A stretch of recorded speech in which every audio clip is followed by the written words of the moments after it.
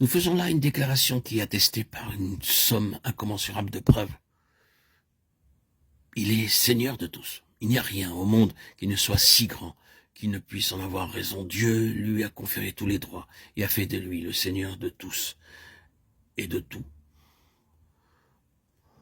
C'est là un fait que personne ne pourra jamais méconnaître impunément. Là où son autorité de droit a été rejetée, vous vous trouvez en présence des conditions les plus terribles qui puissent s'imaginer.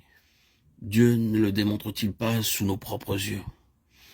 Oh, bien-aimé, si vous avez des yeux pour voir, si vous vous rendez compte de la vraie nature de la situation dans laquelle nous vivons actuellement, si vous puisez vos renseignements à la bonne source, sans tenir compte des mensonges qui courent le monde, vous avez la preuve la plus irréfutable que dans ces régions de la terre où le sachant et le voulant, on a mis Jésus-Christ à la porte.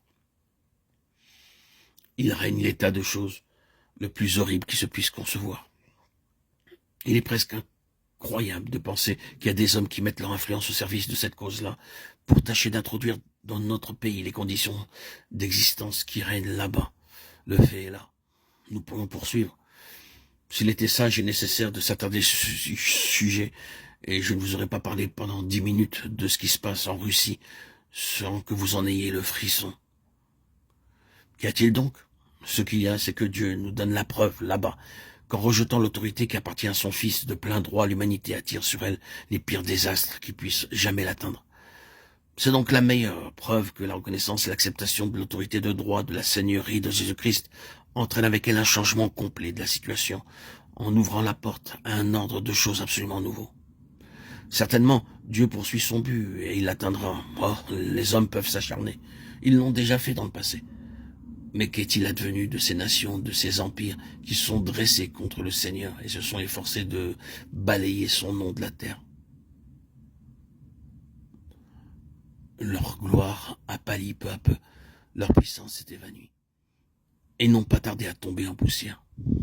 Seules quelques ruines restent debout, derniers témoins d'une grandeur justement disparue. Toute leur histoire est là. Oui, Dieu arrivera à ses fins. Vous pouvez en être sûr.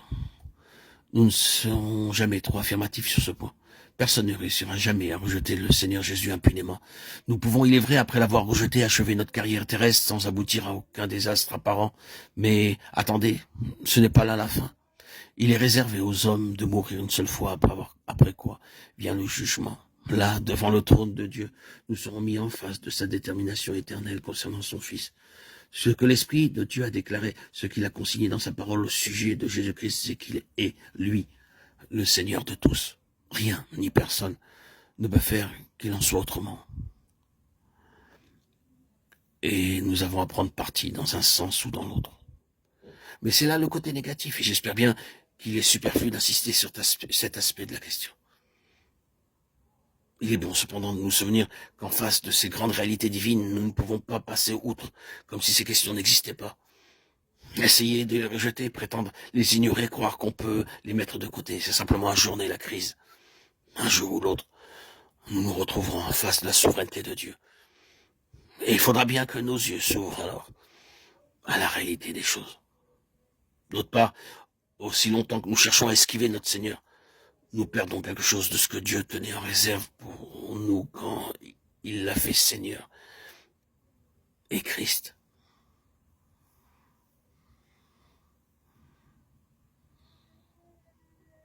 C'est l'aspect de l'autorité de droit qui appartient au Seigneur Jésus.